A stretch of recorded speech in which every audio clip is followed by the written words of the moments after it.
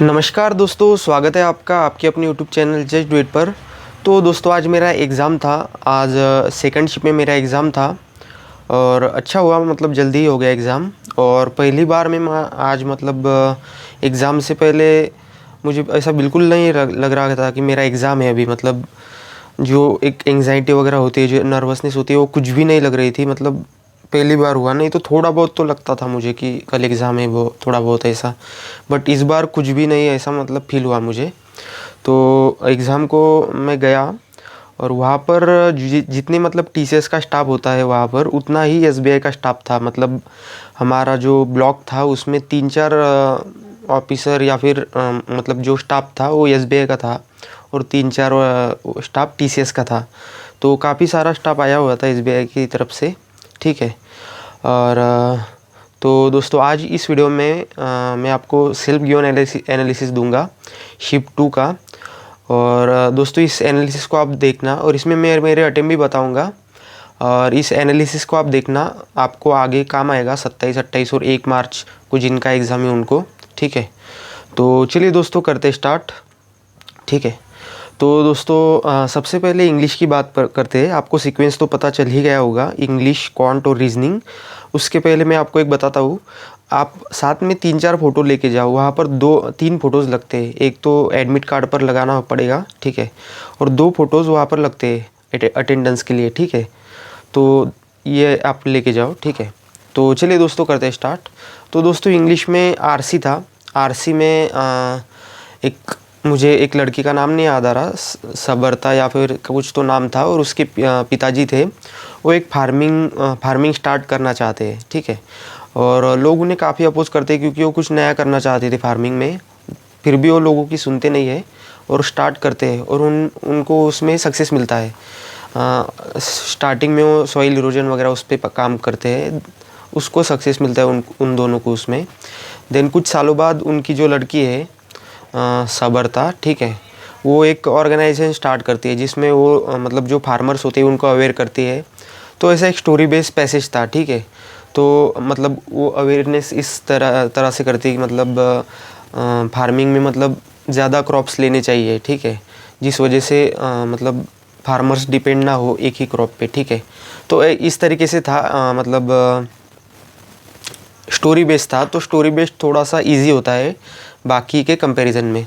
तो RC easy था, थोड़े से क्वेश्चन थे मतलब बड़े बड़े, मतलब ऑप्शन वाले, ठीक है। मतलब एक क्वेश्चन दे दिया, उसके ऊपर 2-3 ऑप्शन दे दिए, फिर बाद में ऑप्शन नीचे, ऐसे थे क्वेश्चन। बट इजी था, डिफ़िकल्ट नहीं था। बाद में फिलर के क्वेश्चंस थे। क्लोज टेस्ट थी। क्लोज टेस्ट में मुझे 2 क्वेश्चन थोड़े से ट्रिकी लगे, बाकी क्लोज टेस्ट भी इजी था। एरर के क्वेश्चन थे। पैरा जंबल था, पैरा जंबल सिंगल क्वेश्चन वाला था, काफ़ी इजी था। वर्ड स्वैप के क्वेश्चंस थे। हाँ ठीक है।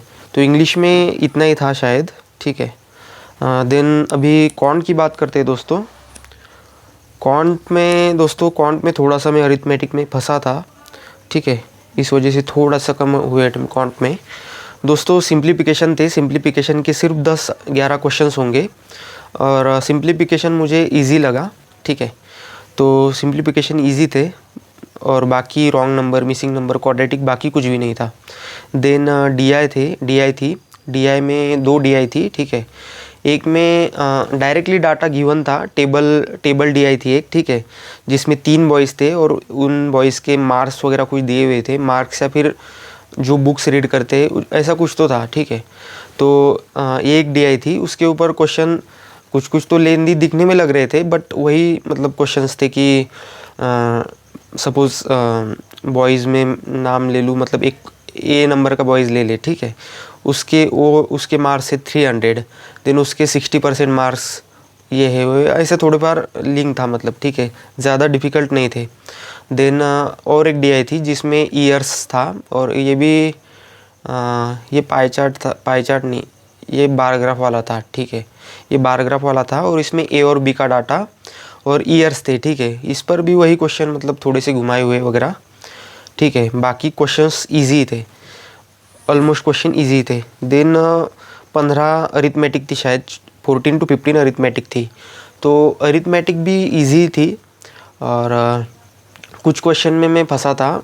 मतलब एक क्वेश्चन था जिसमें ए और बी का टोटल दिया हुआ था, देन ए और बी का एवरेज था, ठीक है, और बी% ऑफ ए, ऐसा कुछ तो था। देन हमें फाइनली निकालना था ए माइनस बी का 60%। तो उसमें कुछ डाटा वगैरह कुछ गलत लिख लिया होगा मैंने, तो उसमें थोड़ी सी दिक्कत हुई थी, ठीक है। बाकी बाद में एक क्वेश्चन था, एज वाला था क्वेश्चन, टाइम एंड डिस्टेंस का था क्वेश्चन एक। टाइम एंड डिस्टेंस में दोस्तों मैंने नन ऑफ दिस मार्क्स किया है क्योंकि मेरा आंसर अलग आ रहा था। और एक और क्वेश्चन था, शायद वो बस और कार का था, शायद कुछ तो था, उसमें 8:9 रेशियो था एक्स और वाई का, उसमें मैंने कैन नॉट बी डिटरमाइन किया। तो ये दोनों का आप मुझे कंफर्म करके एक बार ज़रूर बताना कि क्या था, ठीक है। और बाकी वही थे एज वाले क्वेश्चन हो गए, अपने टाइम एंड वर्क का तो ठीक है हो गया, वेजेस नहीं, ठीक है, मुझे अभी एग्जैक्टली याद नहीं आ रहे, बट ये क्वेश्चन थे तो ये इजी थे क्वेश्चन। कुछ क्वेश्चन ही थे जो थोड़े से थे, मतलब जिनका लेवल था। तो दोस्तों अभी रीजनिंग की बात करते हैं, ठीक है। तो रीजनिंग में दोस्तों स्टार्टिंग में मैंने रीजनिंग में मतलब मैंने क्वांट में भी मैंने ऐसा किया, मतलब DI जो मेरे सामने आई उसे मैं करते गया, दिन बाद में सिंप्लीफिकेशन वगैरह है उसे करते गया, बस मैंने अरिथमेटिक छोड़े थे, ठीक है। बाकी तो मैं सब जो दिख रहा था वही कर रहा था, ठीक है।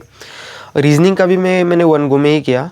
स्टार्टिंग में डेजिग्नेशन बेस्ड पजल था, उसे मैंने किया, ठीक है। स्क्वायर बेस्ड सिटिंग अरेंजमेंट था, उसे भी किया। बॉक्स पजल था, बाद में उसे किया। कोडिंग डिकोडिंग के क्वेश्चंस थे। अल्फ़ा न्यूमरिक सीरीज़ थी, इजी थे, ठीक है। मिसलिनियस के क्वेश्चंस थे, उसमें फॉरवर्ड बैकवर्ड वाला था, उसमें एक कंपाउंड वर्ड था, और देन एक मीनिंगफुल वाला था, उसमें 3 वर्ड बन रहे थे, तो जेड आंसर आएगा उसका, ठीक है। कंपाउंड में 2 पेयर बन रहे थे शायद, ठीक है। बाद में डायरेक्शन सेंस था, ऑर्डर एंड रैंकिंग के भी क्वेश्चंस थे, और सिलॉक्स थे 3 क्वेश्चन सिलॉक्स के, ठीक है। ठीक है, तो रीजनिंग मेरा काफ़ी अच्छा गया, ठीक। बस थोड़ा सा कॉन्ट में 2 क्वेश्चन में डाउट है, आप क्लियर करना मुझे। और बाकी पेपर अच्छा ही गया मुझे, मतलब फर्स्ट टाइम SBI का एग्ज़ाम अच्छा गया, ठीक है। तो दोस्तों अभी बात करते हैं मेरे कितने अटेम्प्ट्स रहे। तो दोस्तों इंग्लिश में मैंने अटेम्प्ट किए, इंग्लिश में मेरे अटेम्प्ट रहे 28, ठीक है। कॉन्ट में मैंने अटेम्प्ट किए 30, और रीजनिंग में पूरे 35 ही अटेम्प्ट किए मैंने। तो मेरे ओवरऑल अटेम्प्ट रहे 93। ये काफ़ी सही अटेम्प्ट मैं इसे कहूँगा, मतलब मेरे हिसाब से ये काफ़ी अच्छे अटेम्प्ट है। बस कॉन्ट में 2 क्वेश्चन और हो सकते थे, बट कोई बात नहीं, ठीक है। प्री के वैसे भी मतलब सिर्फ क्वालिफाइंग ही होते हैं, ठीक है। और दोस्तों मैं आपको बता दूं, अगर कोई भी मतलब जो 5-6 महीने से 6-7 महीने से अच्छे से प्रिपेयर कर रहा होगा, और बाकी कोई एग्ज़ाम उसका अगर नहीं भी निकला होगा, तो SBI उसका मुझे लगता है डेफिनेटली निकलेगा। तो दोस्तों आप भी एकदम पूरे मतलब काम माइंड से ही जाना, ज़्यादा मतलब जितना आप 2-2 मॉक टेस्ट वगैरह दे रहे हो उतना दे के जाना, और फुल कॉन्फिडेंस से जाना वहाँ पर, ठीक है। ऐसा कुछ एग्ज़ाम में कुछ एकदम नया ऐसा कुछ नहीं आ रहा, जो आपने पढ़ा है वही आ रहा है, ठीक है। बस वहाँ पे मतलब शांत दिमाग से करना आप लोग, ठीक है। बाकी तो ठीक है, ये एनालिसिस था। तो दोस्तों आप भी ज़रूर बताना आपका क्या रहा, मतलब आपने कितने अटेम्प्ट किए पूरे शिप में, मतलब फर्स्ट, सेकंड, थर्ड, फोर्थ, ठीक है। और तो और क्या, और इतना ही फिर, ठीक है। तो दोस्तों इस वीडियो में इतना ही था, मिलते हैं अगली वीडियो में। Thank you.